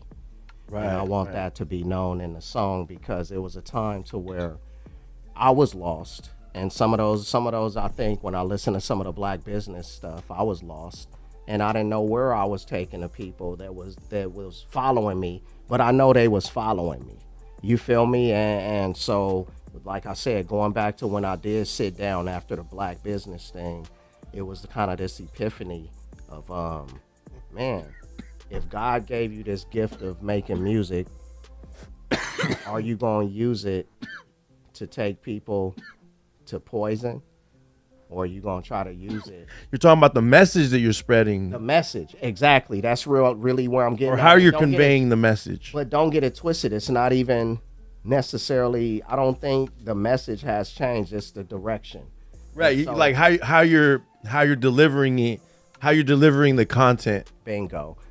And really over from glamorizing to and even how you living. Even how you living. Like I'm not out here preaching. I'm not gonna be that because that ain't gonna work anyway. You feel me? But I'm gonna tell the story real. And when the story is told fake, your album sounds like you're winning on every song. That's how I can know you rapping bullshit because I know the game before I know your music. And in the game, every day ain't pretty. And so if your album sound like every day is pretty, I know you rapping bullshit. And so when you hear my music, that's what I want people to hear. I want them to hear the good, I want them to hear the bad, and I want them to hear the ugly because therein lies the truth. And sometimes what happens is because people like when you glorifying all of these other things and it look like everything is moving in this fashion that everything is great, and next thing you know, you're looking at a RICO case. And the reason I say that though is because, and I've been witnessing that for years. My partner dad, Felix Mitchell, you feel me? Biggest drug dealer in Oakland history. You feel me? Like he fell to everything other than even the drug dealing. And so it's just this whole, man, where are you taking these people? If you ever get to a point to where you're sitting on a pedestal or you have a few people looking at you, and that's what I've learned, and that's what God gonna judge you for. He not gonna judge you for how you give it to him, but he gonna judge you for where you guiding them to. That's what I'm gonna say. That's what he gonna judge you for. Is I heard all of them words you said, Rich, but where was you really trying to take these people? And so now that's the best improvement in Rich Tycoon is that now I'm trying to take people to the glory land, man. Yeah. And sometimes you got to go through the mud to get there, but I'm trying to take you to the glory land. Absolutely, and that's highly, highly commendable, man. I see it, man. I see your growth, bro, and that's a beautiful thing. And it shows in your music, shows in the way you living, and shows in how you serving, you know, the people. Really, you know what I'm saying? At the end of the day, that's all you got is the people. And like I say, it is what it is. Going back to Oakland, when people some people you ask their opinion about Oakland, and they'd be like, man, it's homeless people over here, it's shooting, it's I don't see it like that. It's actually beautiful. We just got to make sense of it. So that's all I'm trying to do, man. Make sense of it. Yeah, man. Yes, sir. So, who is your biggest rap influence? Man, I ain't gonna lie, it's still SIBO. And the reason I say SIBO, That's a dope one right there. That's crazy. man, because I would be lying if I wouldn't even revert back to that era, because that's when I was trying to figure me out. And so whenever you would hear somebody that had them figured out, that's why Pac was so great. Is because when you heard that 24-year-old young man, it sounded like he had hit who he was figured out. And that's how SIBO hit me too. And it was at a time to where I was still trying to figure me out.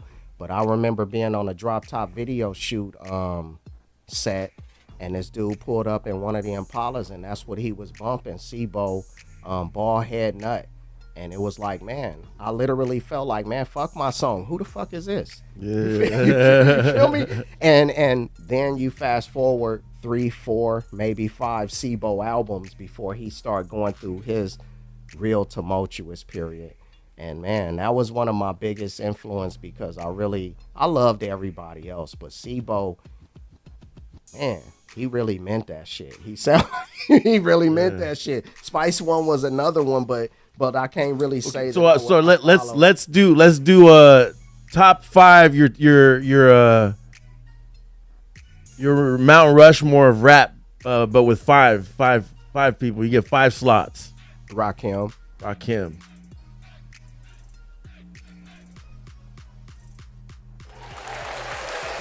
I'm going to put Jay-Z on there. And the reason I'm trying to really in my head, I'm finna travel around the globe. I'm going to put Too Short on there.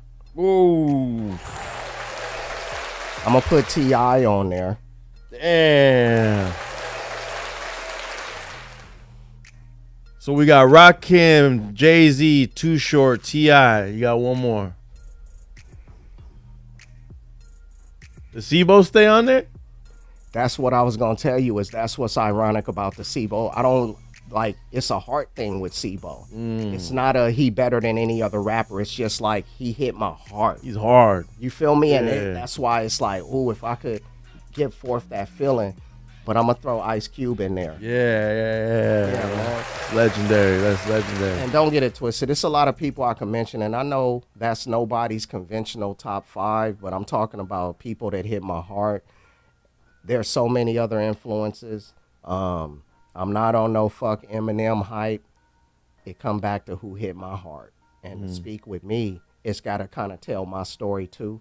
You feel me? That's why, man, when I hear Jay-Z, people could talk shit about Jay-Z. Man, that boy's a billionaire, man. And as long as he was rapping about when he was moving dubs and got it up the keys, like, that speaks to me. Yeah. Because look where the fuck he at. Yeah. You feel what I'm saying? So nah, I see, and I always say that the one of the dopest pictures of Jay-Z is the one with him and Wayne Perry, and this fool's got gold grills in, like, man. I'm like, man, that's so Jay-Z. If you listen to his music, you know how Jay-Z that picture is. And so here's what I will say about my list, and any list I'm a form though, is it's never really gonna be based solely on talent. It's gonna be based on a story too. Yeah. You feel me? And so That's the part about being a rapper. It should be on the back of your card, like realness, your story, beat selection, lyrics, your voice, your flow, your cadence. Those are all, like, you get points for every one of those. You feel me? and that's why Too Short is in there. You feel me? Because I understand who Too Short is. This man was selling tapes out of the back trunk in one of the most dangerous ghettos in America, bro. Like, everybody in Oakland knew who he was. He's the godfather of this underground independent hustle. And so to not have Too Short in there, to me, is like, oh, I can't, and that's why I had to travel around the globe. You feel me? It's not so much about who gonna out rap you, cause shit, it's a youngster in Philly right now that probably out rap all them motherfuckers. Yeah. But will they have the same impact as those people have had on my life? Yeah. And I can't see it. Hey, that's Tycoon for you.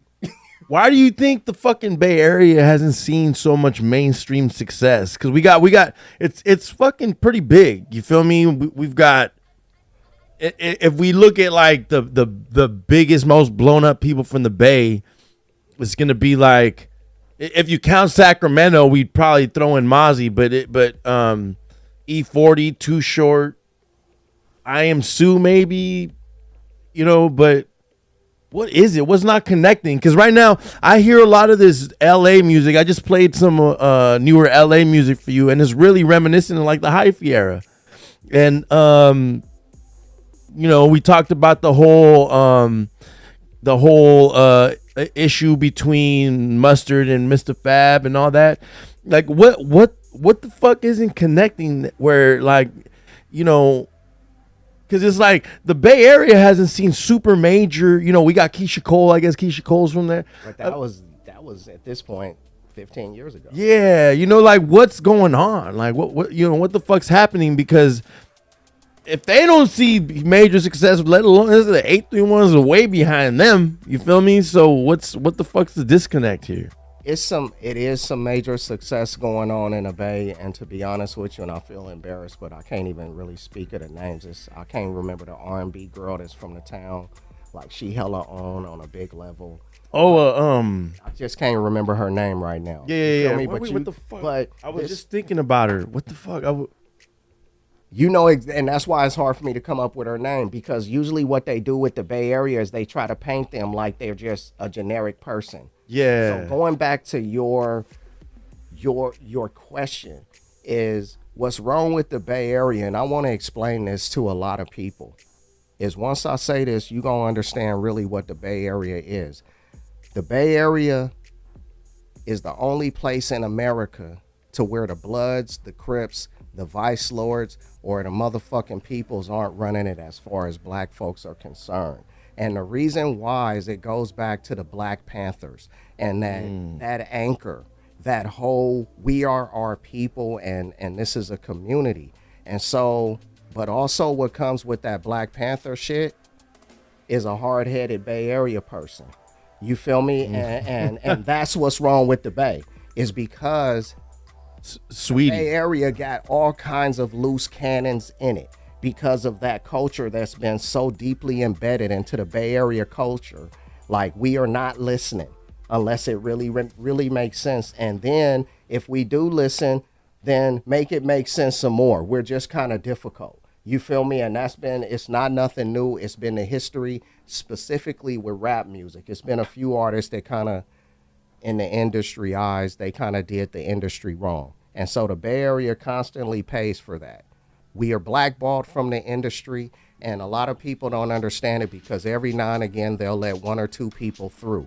But that whole movement, like to let the whole hyphy movement come through the door. Kaylani.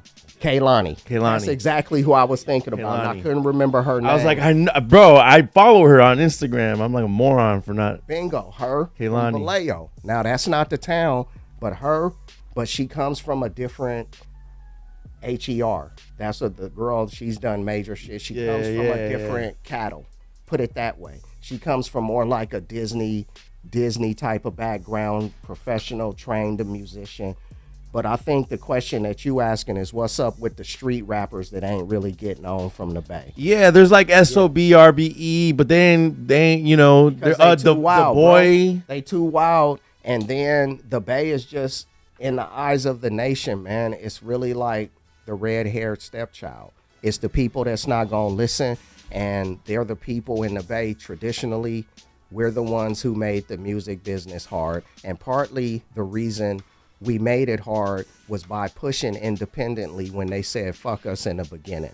Shout out to Too Short. And so what happens is when you have people, the more people that go independent and actually become successful, that changes the trend. And so when the trend changes, the music business has to adjust to it. And so anybody that's really changing the trend, unless like maybe it's trap, which is the last thing that the whole industry kind of embraced and said, okay, let's give them this. Yeah. It seems like what they want. But if something come along and it's like, going back to the LA cats, like, and that's a whole nother political arena because the eyes is always on them because of Dr. Dre and the whole history. But I'll say, man, that is the Bay. Everybody doing what we doing, copying what we doing, but all they doing is looking in and say, oh, that's what they doing. Let's go do what they doing because they always set trends. You feel what I'm saying? And it causes a little backlash. So Yeah, we seen it with Mustard and the homie Fab. And Fab. Yep. And that to me, that was out of character for Fab. Yeah, for I think, you know. But that's how you know it was a dig, because Fab was one of those cats who he had a record deal with the major, and it was some things that happened there, some political stuff got involved, and he got dropped from the label. But now if you look at Fab, he doing quite fine. Yeah, he's writing shit, like, you feel me? and he's getting a lot of help. You know, Snoop Dogg really has a lot of love for that guy. Man, he's the one that, man, I'm only in town for a night. He the one that wrote that song for Every Short. time I show, Bruh. I'm the life of a party. Yeah, it ain't like all of this is not new, and that was during the Hyphy days. That was the end towards Blow My Whistle. You feel what I'm saying? Like, and so the Bay is deeply embedded. There's a couple cats actually in the town right now. I forgot one of the names. I've just been doing a little bit of research. He signed to Def Jam. Like, it's certain people that's really like, but once again, what they try to do is they try to not. Wop Dad. I think Wop Dad's really moving too. He's pretty I haven't dope. even heard of that cat. He's like a singy kind of, but he still raps, and he's got kind of like a higher pitched voice. He's pretty dope. His name's Guap Dad 4000. He's kind of on a big. He's been on like on Rolling Loud and shit. Yeah. And you know who Russ is? Yeah.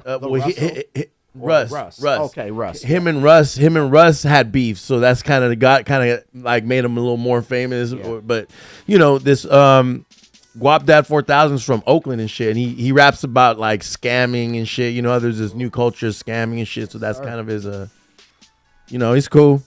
Definitely suggest check him out and shit. Yeah, so what would you say that Rich now would tell a 16-year-old Filthy Rich?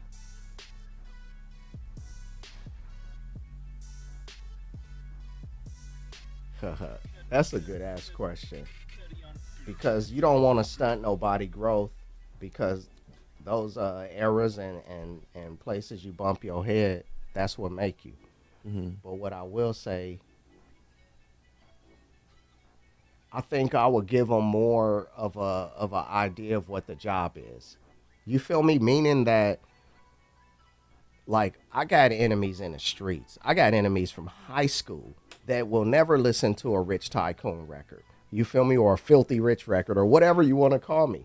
And it's because of this whole other thing. And so if I would have been able to, it's what I'm learning as I'm getting older, is it's actually making me a better person to try to travel on that route of, okay, let's get along with everybody. Let's have more patience. Let's treat every situation as if it's the best thing to do. You feel me? So meaning that every person that I've met, that's what I would tell that 16-year-old. The same way as I told Zyla from Hollister, shout out to Zyla, when I was working with her at 14 years old, and she had just started high school. As I said, I want you to understand one thing that every rapper don't have right now is every day when you go to school, because your school has 1,600 people in it, you have a audience of 1,600 people. So as you approach each and every one of those individuals, remember, you are an artist, and you need their appreciation and their approval. And so move like that. And it'll make you a better person, because all you end up doing is being nicer to people. You feel me? Yeah. Being a more patient, being like, okay, yeah, this is such and such, but they fucking with my music, or they not. You feel me? But hey, it's not that serious. Like I say, it just happened different for me, because you get in a little shit, you get into a fight, or you get into it with these dudes over here, and all of that shit, that dude might go on to be a promoter.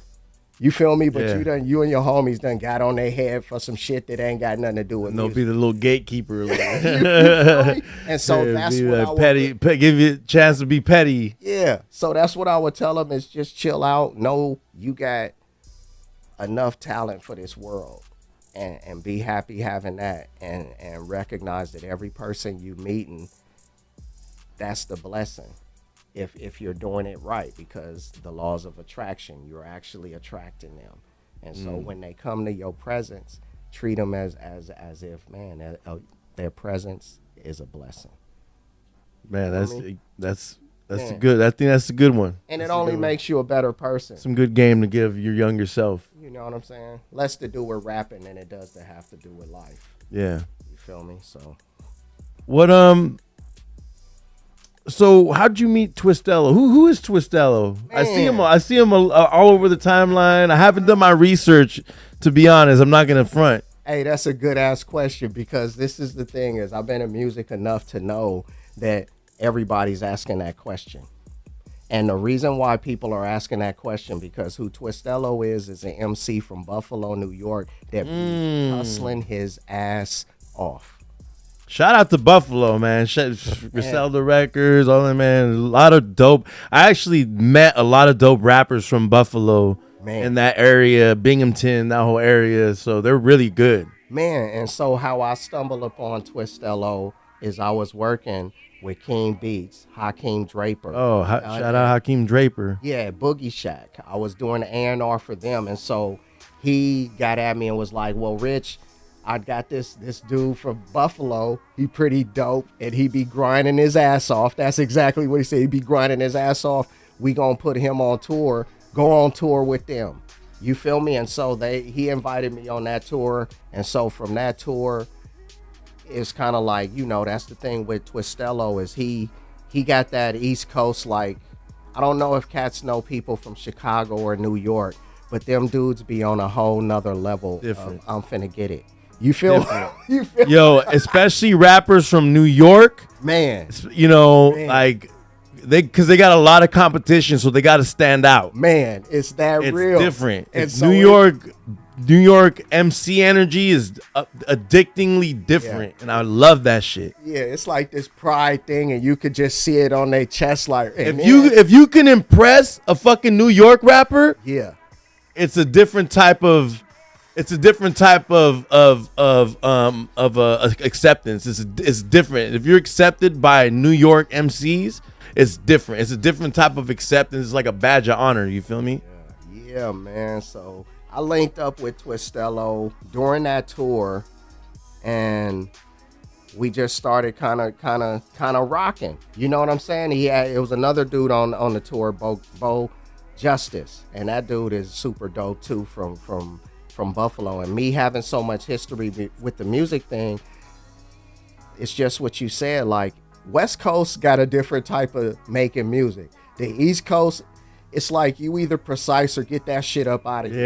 Yeah. And when I say the word precise, Yeah. it's like you got to hit all of them lyrics, bruh. You need to really be like, no, this how the fuck I feel right now.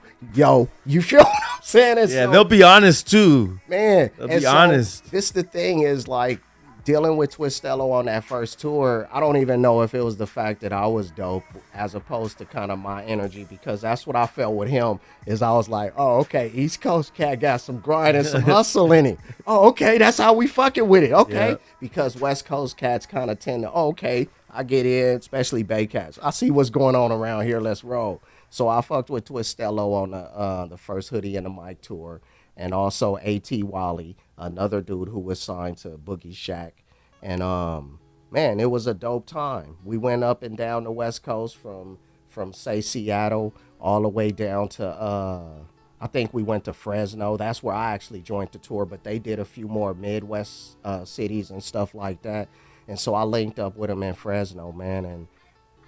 And like I say, real recognize real, and it's not even in a street sense. It's this music shit. Yeah. When you find people that you know, like, nah, I could tell this dude love doing what he doing. Yeah, And it just become natural. And so with Twistello, we finished that tour out. A little bit after that, we did a couple more shows, little spot dates and whatnot. And then we set out to do the Hoodie and the Mic tour too. And then COVID happened, and you know, a lot was going on with me and the family, and so I kind of pulled back from that, which I still feel bad about, but I think it was the best decision I could have made. But going back to Twistello, man, that's what I want people to know about Twistello, is that if you ask me who is Twistello, he this grinding ass dope MC from Buffalo, New York, And I'll be even joking with him. I was just in an AZ last month with him.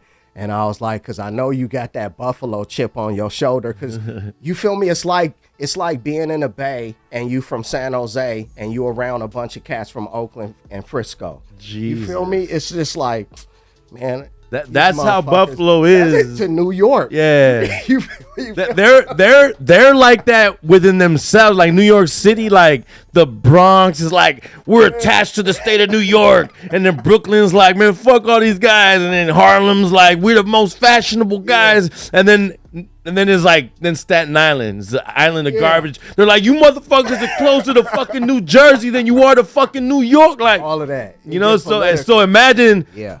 4 hours north of New York, how they are feeling, you know, like these fools from Griselda had to really earn New York City's respect, you know. If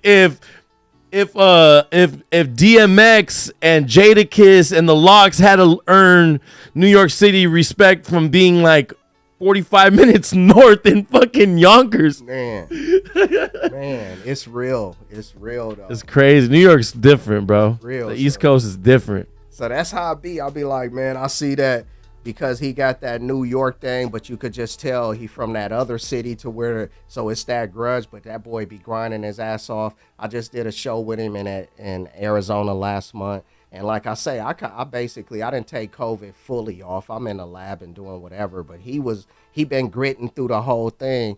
And you know, usually Twistello might had a 30-minute set. The boy knocked out a whole hour set without blinking. You feel what I'm saying? That's how dope he was. And I was sitting there like I knew he was going to do this shit to me. You feel what I'm saying? And luckily I went on before him. You know what I'm saying? That's how but yeah, man, check out Twistello. If you don't, you missing something. He one of the hardest grinding MCs right now. He talked that real shit. It's from the East Coast perspective, but it's real recognized real. Game recognized game. So I guess my last question to you would be, what is Richie Hampton's next move? Man, I'm so in transition right now. But it's a good place to be. What I know gonna be my next move is traveling and doing everything that I was doing before COVID. The difference is this time is that's what I've been doing these past couple of years, is really being like, how do I want to do it? In what ways do I want to do it? Even in sponsorships, like I don't want the clan sponsorship. You feel me? Like it's those, like my whole thought process is being like, I want to do it in this way that's productive, and I want to do it in this way that's also woke, even though I know that's not the right word to really use, but really like in a sense to where you're like, man, I don't, like I say, it was a lot that's going on the past couple of years, and what it made me do is look at music in a more political way. And it made me start being like, well, who are you doing your shows for? Who are you allowing you to do this? Is this a dude that's against what you're talking about? So for Richie Hampton, that's part of it. And falling back was like, man, I want to do everything. That's what the word I'm looking for. I want to do everything with intention. You feel me? I don't want to just be out there like the feather on Forrest Gump just floating in the wind. I want to, when I go somewhere, I want to do it with intention, and I'm sure that's how I've trained myself to do that successfully. So the thing is now is I don't want to get stuck in those bullshit things. So it's the same thing, man. It's the touring, it's the pushing the clothing line, the all original clothing line. It's the pushing the Rich Tycoon. Shit, at this point, it's still the pushing the Filthy Rich, because I still push drop top the old records through streaming. And what I will say right now, and I think it's important for me to say that, is because one thing that I recognize right now, what's extremely hard for me, but I really want to do right now, is I really want to team up with some people and really just give it another, another fuck it effort. You feel me? Like another fuck it effort of just pushing. Because I really, in my heart, I know what it takes. The problem is right now with doing that, is because you got so many chiefs. You got so many cooks in the kitchen. And then you got so much politics that it's hard to really team up with the right people and make that significant move. Yeah. And that's something that's constantly in my head, is I wish I could team up with some folks and really, really just, man, let's just get these people some good music, some good shows, some good times. but it's so hard to do that. But that's what's always in my mind, and until I'm able to accomplish that and get the right people working with me, then yeah, I'm gonna be doing it myself, moving in that fashion. So All Out Media, is All Out Media still a thing? Like All original. All original. Yes, sir. It started as All Original Media. And we do work on the back end as far as whether it's basically producing online content, things like that, voiceover work, and that's the media portion. But there's also the spinoff, the All Original Clothing. You know what I'm saying? And for me, this is kind of what's interesting about that whole thing. So COVID hit, and I had a lot of momentum with everything, and so. For some reason in my head during COVID, what I chose to do was fall back as far as push, as opposed to just push hella forward. And so, it was partly due to the financial situation of everybody, but then, that kind of came in a sense of stimulus, all of that. But I didn't really want to just be like online. I think that's what was hurting me about COVID is I didn't just want to be online because I had spent 10 years online. And so, to spend the last 3 just online when I think things was really getting hot was kind of disheartening to me. So I'm looking at picking all of that up, man. Not just picking it up, but doing it in a more professional fashion with a lot more intention. Yeah, I mean, I really think that it's hard for people to work together over egos, you feel me? And you definitely have to find people who are looking for a leader. You know what I'm saying? Like people looking to be led. You know what I'm saying? Like that's essentially in the space that I'm trying to curate a bunch of shows, right? But it's not panning out because everybody wants this. I'm just like trying to get put together content, and it's hard to do because everybody's got this, I don't know. Nobody's has the vision of the bigger picture, and you got to find people who believe in your vision. I got my homie Biz, who's actually from Houston. He's been coming by potting with me. That's where we've been getting the clips from, and he's absolutely he believes in this shit. He like is fucking with the vision, and he's like, bro, like. This is us, he references everything as us and this, and we can do this, and that's, you got to get people like that who believe in your vision, see your vision, and want to see the end picture, and are absolutely like, dude, all we got to do is make this, to do, not but we're going to have to, not those guys, because those guys will try to deter you from your, meant path, you feel me? And that's the thing. And it's fucked up when you let a sucker deter you from your path, your destiny. Oh, man. That's what's crazy. And these suckers will. And I'm not even saying that in a, like, brash sense, but you know what I'm saying? Because some people, that's what they do. They try to come around just to leech off you or to even soak game, and then they try to go sell your game somewhere else. So it's a vicious game right now. What I will say is I still believe in people. It goes back to what you said. Even if it's not in a leader, I think that's one of the things that people don't understand. You don't have to follow nobody. There are organizations that consist of people that have all of the same amount of power. It's just about what model you create your organization after. You feel what I'm saying? And so, and bigger than that, everybody has to be of that understanding, those bases. Like, this is what the fuck it is. This is our model. This is the voting structure. Everybody has a say.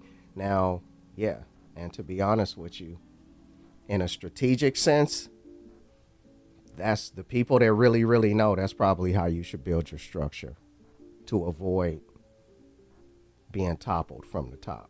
Some great game. If you can hear it. You feel me? They got to be able to pick it up. You putting it down. So, Rich, where can people find you online? Where can we find all original clothing? I always tell people, if you want to find Rich Tycoon, just hit up richtycoon.biz. That's going to get you to Instagram. That's going to get you to Twitter, because all of those little buttons is on there. But check out my main website. because that's when you can go deeper into the story, and there's a whole singles page of all of the little songs I done dropped. Some of them are bigger than others, but it's a lot of dope stuff on there. As far as all original .media, that's where you go to find anything all original affiliated. That's events, that's clothing, that's also some of the projects that we do. Some we do in confidence and just kind of just do for people and shoot it to them. So yeah, we got a sort of a portfolio on there. But it's a lot of work that we actually do. So yeah, if you see anything interesting on there, plus we got a blog on there that highlights certain artists like Twistello, certain promoters. Even I'm gonna try to get Ghambit on there, because that's kind of what it is us trying to find these original people and support them in the ways that we can. You feel me? Because yeah, that's our thing. Everybody's all original. Yeah, and I got to give a quick shout out to the homie Johnny Sosa. Yes. You know what I'm saying?